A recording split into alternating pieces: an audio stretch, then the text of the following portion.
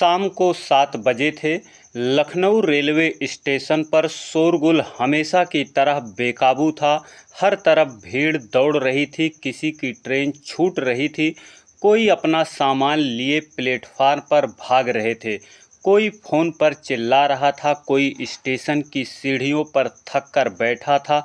Announcement speaker से आवाज़ गूंज रही थी, यात्रीगण कृपया ध्यान दें, पटना एक्सप्रेस थोड़ी देर में प्लेटफार्म नंबर 3 पर आएगी। इस भीड़ भरी प्लेटफार्म पर एक कोने में खड़ी थी स्वीटी। उम्र लगभग 25 साल, साधारण लेकिन साफ सुथरे सूट में, पीठ पर बैग लिए, चेहरे पर थोड़ी चिंता, आंखों में थकान और दिल में बेचैनी। उसके चेहरे पर वो शांति थी जो सिर्फ तजुर्बे से आती है। उसने स्टेशन की भीड़ की तरफ एक नज़र डाली, फिर घड़ी की ओर देखा। 7 बज चुके थे। उसकी ट्रेन 7:30 बजे पर थी, मगर उसे लगता था जैसे कुछ अधूरा है, जैसे कोई आवाज़ बार बार उसे रोक रही हो, लेकिन वो खुद नहीं समझ पा रही थी कि ऐसा क्यों लग रहा है। उसकी मम्मी की तबीयत थोड़ी नाजुक थी, इसी वजह से वह लखनऊ आई थी ताकि यहाँ से पटना जा सके जहाँ उसका मायका था। भीड़ लगातार बढ़ रही थी। अचानक प्लेटफार्म के दूसरे तरफ हलचल तेज हुई। एक बूढ़ा आदमी कुर्ता और धोती, हाथ में एक पुराना झोला लिए हुए, धीरे धीरे चलते हुए आया और लड़खड़ाता हुआ जमीन पर गिर पड़ा। उसके हाथ से झोला दूर जाकर गिरा, सिर जमीन से टकराया। खून नहीं निकला, लेकिन उसकी आंखें बंद हो गई। सैकड़ों लोगों ने देखा, लेकिन किसी ने नहीं रुका, कोई भी आगे नहीं बढ़ा।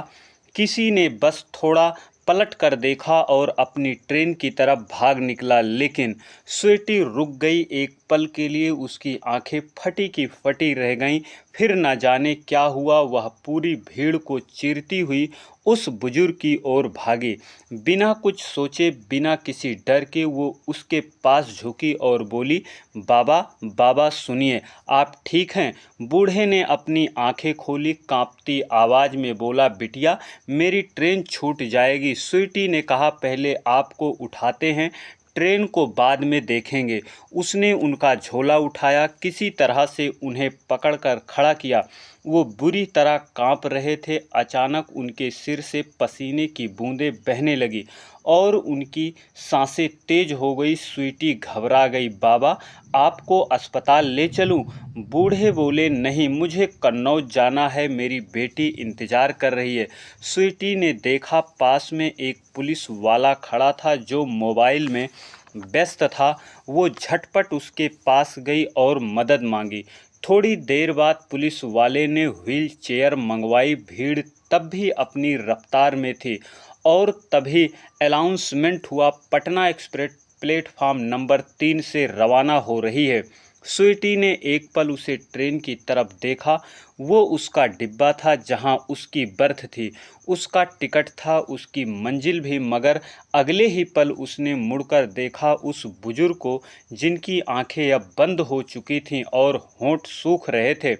ट्रेन धीरे धीरे आगे बढ़ी और स्वीटी वहीं रह गई। ट्रेन चल चुकी थी, लेकिन उसे कोई पछतावा नहीं था। उसने ऑटो लिया और बुजुर्ग को पास के एक सरकारी अस्पताल ले गई। डॉक्टर ने बताया उन्हें तेज बुखार है, डिहाइड्रेशन है, साथ ही उनकी धड़कनें भी असामान्य हैं।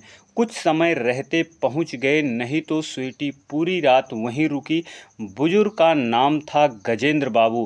किसी ज़माने में कन्नौज में सरकारी स्कूल में टीचर रह चुके थे, अब अकेले रहते थे। बेटी की शादी कई साल पहले हो चुकी थी, लेकिन हाल में उसका तलाक हो गया था और अब वो अपने पापा को वापस अपने पास रखना चाहती थी। गजेंद्र बाबू उन्हें मिलने जा रहे थे, लेकिन रास्ते में तबीयत बिगड़ गई। स्वीटी ने उनके फ़ोन से उनकी बेटी को फ़ोन किया। बेटी फ़ोन उठाते ही रो पड़ी, मैं तो डर गई थी, पापा आ नहीं रहे थे, किसी ने बताया भी नहीं।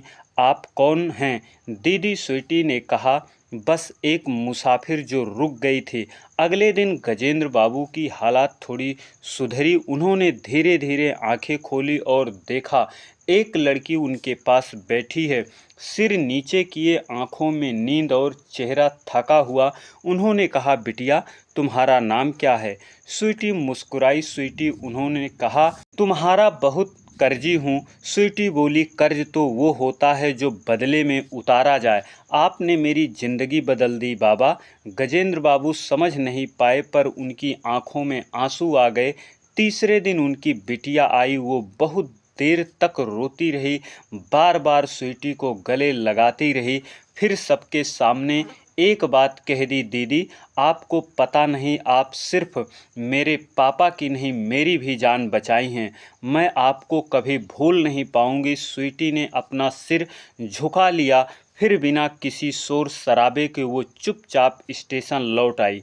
टिकट कैंसिल करवाया, नया टिकट लिया। अगली ट्रेन थी दूसरे दिन सुबह।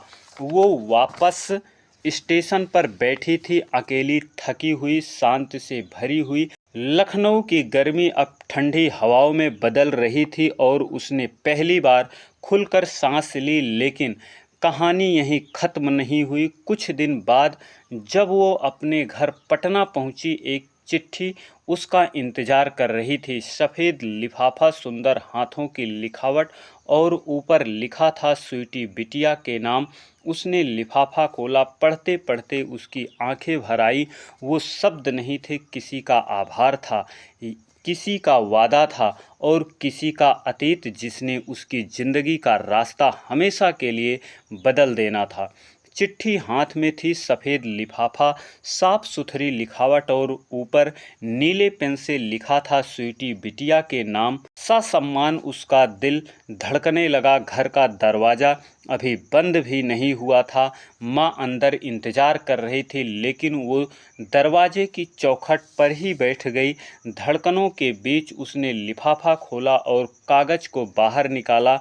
पुराने ज़माने की खुशबू, जैसे दीदी की अलमारी से कोई चिट्ठी निकली हुई हो। पहला वाक्य पढ़ा, बिटिया तुमने जो किया वो कोई अमीर नहीं कर सकता, कोई अपना भी नहीं कर सकता। मैं बस एक मुसाफिर था, शायद ज़िंदगी की आखिरी यात्रा पर, लेकिन तुमने मुझे रोक लिया। तुमने सिर्फ मेरी जान नहीं बचाई, मेरा विश्वास भी लौटा दिया।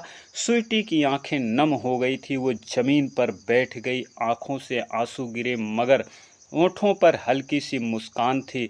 चिट्ठी में आगे लिखा था, मैंने तुम्हारे बारे में अपनी बेटी से पूछा। उसने कहा तुमने बिना नाम पूछे, बिना किसी रिश्ते की उम्मीद किए, बस एक इंसान होने के नाते मेरी मदद की।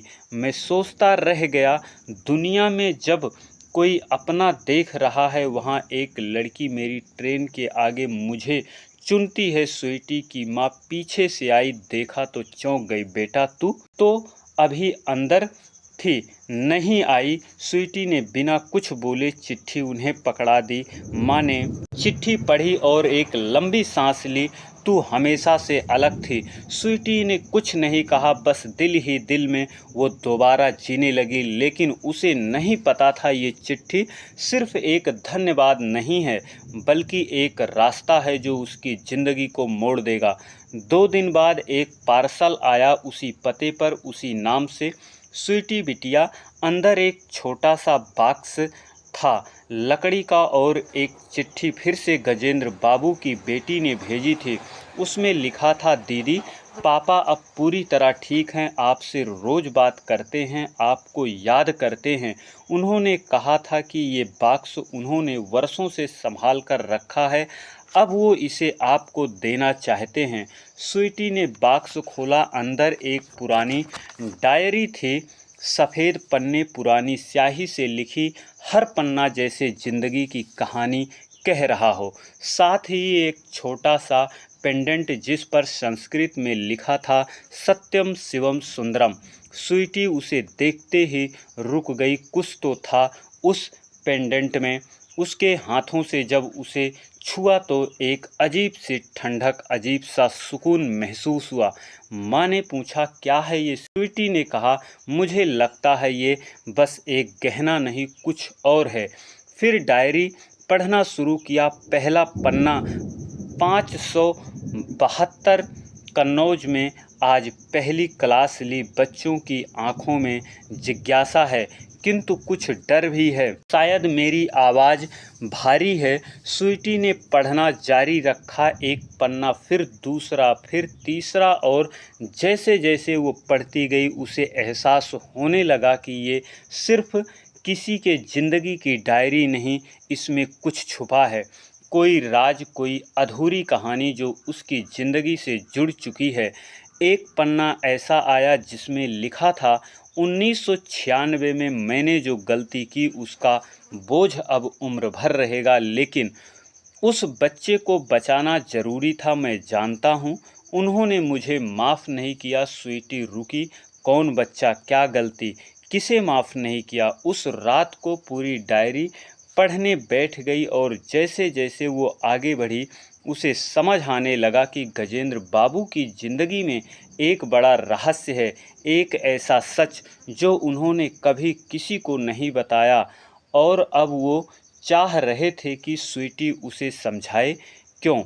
क्या वो बस कृतज्ञ थे या कुछ और? आखिरी पन्ने पर लिखा था, अगर कोई यह डायरी पढ़ रहा है तो एक निवेदन है, स्टेशन के उस कोने पर जहां मैंने पहली बार अपनी पत्नी से मुलाकात की थी, कृपया वहां जाना। वहां एक छोटी सी धातु की संदूक है जिसमें वो चाबी है जो मेरे पिछले दरवाजे को खोलती है। उस दरवाजे के पीछे मेरी सच्चाई है। स्वीटी की धड़कन तेज हो गई। अब ये कोई साधारण कहानी नहीं रही, अब ये एक मिशन बन चुका था और इस मिशन का हिस्सा वो खुद बन चुकी थी। अगले दिन वह फिर लखनऊ पहुंची। वही प्लेटफॉर्म नंबर 3, वही कोना, वही भीड़, मगर अब उसकी आंखें कुछ और ढूंढ रही थी। वो धीरे धीरे उस जगह पहुंची जो डायरी में बताई गई थी। वहीं एक टूटे सीमेंट के नीचे उसे कुछ लोहे जैसा महसूस हुआ। उसने ज़मीन खोदी, लोगों की नज़रें उस पर थी, लेकिन उसे कोई परवाह नहीं। और फिर उसे मिली एक पुरानी धातु संदूक, छोटी सी जंग लगी हुई लेकिन बंद। उसने एक मुश्किल से उसे खोला और अंदर थी एक चाबी, साथ ही एक पुराना फोटो जिसमें गजेंद्र बाबू एक बच्चे को गले लगा रहे थे, लेकिन उस बच्चे का चेहरा जला हुआ था। स्वीटी कांप गई। उसने फोटो पलटा। पीछे लिखा था, वो मैं नहीं था, लेकिन फिर भी मुझे माफ़ नहीं किया गया। अब कहानी का माहौल पूरी तरह बदल चुका था। स्वीटी ने तुरंत कन्नौज के लिए बस पकड़ी। पहुँचे ही वो गजेंद्र बाबू के घर गई। वहाँ पर उनकी बेटी रहती थी, निशा। निशा ने स्वीटी को गले लगाया। पापा हर दिन तुम्हारा नाम लेते हैं, क्या तुम उनसे मिलना चाहोगी? स्वीटी ने सिर हिलाया। अंदर गई तो देखा गजेंद्र बाबू दरवाजे के पास बैठे थे, आंखें बंद, हाथ में वही पेंडेंट। जैसे ही उन्होंने स्वीटी को महसूस किया, उन्होंने आंखें खोली। आ गई बिटिया? स्वीटी के दिमाग में सवाल थे बहुत सारे, मगर वो चाबी बस उनके हाथ में रख दी और बोली, अब सच जानना है बाबा, ताकि आपके बोझ को मैं भी समझ सकूं। गजेंद्र बाबू की आंखें डबडबा गई। उन्होंने धीमे से कहा, मैंने किसी बच्चे को नहीं जलाया, मगर मैं उसे नहीं बचा पाया और उसी दिन से मेरी आत्मा जलती रही। स्वीटी स्तब्ध थी। क्या हुआ था? गजेंद्र बाबू ने कहा, 1996 में मैं दंगों के दौरान स्कूल के पास एक झुग्गी में आग लगी थी। मैंने स्कूल के बच्चों को अंदर से बंद कर दिया ताकि वो सुरक्षित रहें, लेकिन एक बच्चा उस समय बाहर था। उसका नाम अंश था। मैं चाहकर भी उसे अंदर नहीं कर पाया। आग बढ़ती गई और वो झुलस गया। स्वीटी की आंखों में आंसू थे, लेकिन फिर गजेंद्र बाबू ने कहा, उसके माँ बाप ने मुझे दोषी ठहराया, तब से मैं खुद को माफ़ नहीं कर पाया। स्वीटी ने कहा, तो वो पेंडेंट बाबू बोले, वो उसी बच्चे का था। मैं हर दिन उसे पहनता रहा ताकि हर सांस में उसे महसूस कर सकूं। स्वीटी ने चुपचाप उनके हाथ थाम लिए बोली, अब बोझ खत्म, क्योंकि वो बच्चा अब आपको माफ़ कर चुका है और आपकी बेटी भी। बाबू चौंके। बेटी? स्वीटी ने कहा, नहीं निशा नहीं, मैं ही अंश की बहन हूँ। गजेंद्र बाबू की आंखें फटी की फटी रह गईं। क्या? स्वीटी ने कहा, मुझे नहीं पता था। जब मैं स्टेशन पर आपको उठाने गई थी, फिर जब मैंने फ़ोटो देखा, पेंडेंट पहचाना, डायरी पढ़ी, सब याद आ गया। अब दोनों की आंखों में आंसू थे, पर बोझ खत्म हो चुका था। सालों का दर्द, सालों की चुप्पी अब सिर्फ एक आलिंगन में बंध गई थी। गजेंद्र बाबू ने धीरे से कहा, भगवान ने मुझे दोबारा मौका दिया और मुझे मेरी बेटी लौटा दी। और स्वीटी ने कहा, और मुझे मेरे भैया का चैन, क्योंकि अब मैं जानती हूँ आप दोषी नहीं थे, सिर्फ मजबूर थे। कमरे में सन्नाटा था, लेकिन दिलों में तूफान। शायद अंश मुस्कुरा रहा था। लखनऊ स्टेशन की भीड़ हमेशा की तरह हजारों कदमों की चहलकदमों की गूंज थी, लेकिन आज वहाँ कुछ और ही था। एक कहानी जो अनकही थी, एक भाव जो अधूरा था, एक रिश्ता जो अब पूरा होने जा रहा था। स्वीटी एक कोने में खड़ी थी, उसके बगल में खड़ा अंश। उसकी आंखों में कुछ भी स्पष्ट नहीं था, एक अजीब सा सन्नाटा था, कोई डर, कोई उलझन, लेकिन उससे भी ज़्यादा कोई आस थी। सामने व्हील चेयर पर बैठे गजेंद्र बाबू अब भी कांपते हाथों से तस्वीर पकड़े हुए थे। वह तस्वीर जिसे उन्होंने सालों से अपने सीने से लगाया था। उसमें एक छोटा बच्चा था जो स्टेशन के पास मिट्टी में खेल रहा था और जिसके माथे पर वही तिल था जो अंश के चेहरे पर था। धीरे धीरे अंश ने कदम बढ़ाया, हर कदम जैसे किसी पुराने दरार पर रखा जा रहा हो। जब वो गजेंद्र के सामने पहुँचे तो दोनों एक दूसरे को देखते रहे, कोई शब्द नहीं, सिर्फ आंखों में नमी। फिर अंश ने घुटनों के बल झुकते हुए कहा, बाबा आप कैसे हो? गजेंद्र की आंखों से आंसू बह निकले। उन्होंने कांपते हाथों से अंश का चेहरा छुआ, जैसे देख रहे हो कोई सपना अब सच हो चुका हो। उन्होंने कहा, मैं ठीक हूँ बेटा, लेकिन अब दिल हल्का है, क्योंकि मेरी सबसे बड़ी गलती कि आपने माफ़ कर दिया। अंश ने सिर झुकाया और कहा, गलती तो वक्त की थी, आपने तो मुझे बचाया था। अगर आपने मुझे नहीं अपनाया होता तो मैं आज भी किसी स्टेशन के कोने में भूखा मर रहा होता।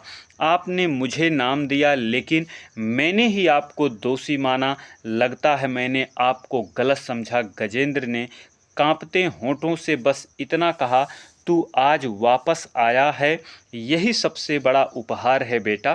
स्वीटी खड़ी सब देख रही थी, उसकी आंखों से आंसू बह रहे थे। वो अपनी रुमाल से अपनी आंखें पोंछती जा रही थी। उसे लग रहा था जैसे आज उसका बचपन लौटा हो, उसका वो भाई लौटा हो जिसकी तस्वीर उसने कभी नहीं देखी थी, लेकिन जिसकी कमी हमेशा दिल में महसूस की थी। तभी पीछे से एक छोटी सी बच्ची दौड़ती हुई आई। वह निशा थी, गजेंद्र की नातिन, जिसने कभी अपने चाचा को नहीं देखा था। वो सीधा अंश की तरफ देखी और भागी।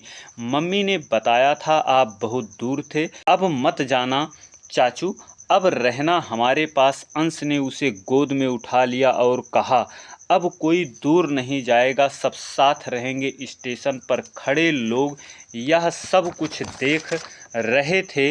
उन्हें समझ में नहीं आ रहा था कि यह कोई फिल्म का दृश्य है या कोई सच्चा, लेकिन हर चेहरा गवाही दे रहा था कि यह मिलन वर्षों बाद हुआ है। उसी साल तीनों ने मिलकर गजेंद्र का जन्मदिन मनाया। एक छोटा सा केक रेलवे कैंटीन से आया। स्वीटी ने केक काटा और गजेंद्र ने पहला टुकड़ा अंश को खिलाया। सबकी आंखों में चमक थी और दिल में सुकून।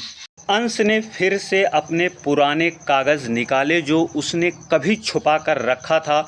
उनमें उसके बनाए हुए डिजाइन्स थे, कुछ पुराने स्टेशन सुधारने के प्लान थे। गजेंद्र ने देखा और कहा, बेटा, इन सपनों को अब उड़ान देनी चाहिए। अंश ने कहा, बाबा, आपके आशीर्वाद से ही ये अब पूरे होंगे। कुछ महीनों बाद अंश की कंपनी को रेलवे बोर्ड से एक बड़ा प्रोजेक्ट मिला। उन्होंने अपने पुराने मीटिंग रूम को एक शानदार डिजिटल मीटिंग रूम में बदला। उसके बाहर एक बोर्ड भी लगवाया गया, अंश फाउंडेशन, जहां उम्मीदें तो दोबारा मुस्कुराती हैं। स्वीटी अब एनजीओ की डायरेक्टर बन गई थी, जो स्टेशन के आसपास बेसहारा बच्चों को स्कूल और खाना मुहैया कराता था।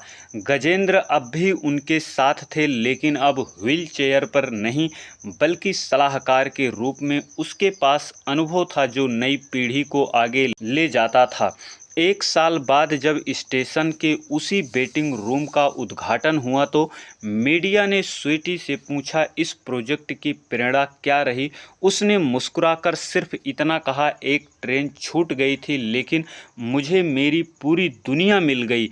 चिट्ठी थी जो पहुंची और उसने मेरे जीवन को बदल दिया। उन्होंने पूछा, वो चिट्ठी क्या कहती थी? उसने जेब से वही चिट्ठी निकाली जिसे एक साल पहले उसने पढ़ा था और कहा, इसमें लिखा था, अगर तुमने किसी को उठाया है तो समझो भगवान ने तुझे उठा लिया। अंश पीछे खड़ा था, उसके सीने में गर्व था। गजेंद्र ने दूर से देखा और मुस्कुराए। उन्होंने धीरे से आंखें बंद की और जैसे सारा जीवन पूरा हो गया हो। जब सब लोग चले गए तो स्वीटी और अंश बैठकर बचपन की बातें करने लगे। एक पुरानी तस्वीर सामने आई जिसमें एक छोटी सी लड़की एक लड़के की अंगुली पकड़कर स्टेशन पर खड़ी थी। वो तस्वीर दोनों ने कभी देखी नहीं थी, लेकिन किसी ने बनाकर भेजी थी। उसके पीछे लिखा था, हर कहानी जो छूट जाती है उसे भगवान जोड़ता है। उस दिन दोनों ने तय किया, अब कोई भी बच्चा स्टेशन पर भूखा नहीं सोएगा।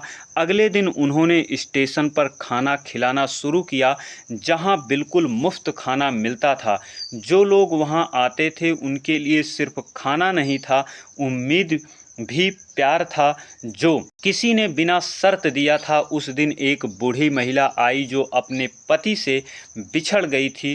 वो रो रही थी। स्वीटी ने उसका हाथ थामा और कहा, अम्मा, आप अकेली नहीं हैं, हमारे पास रहिए। उसने गले लगाया और कहा, बेटा, तू भगवान है।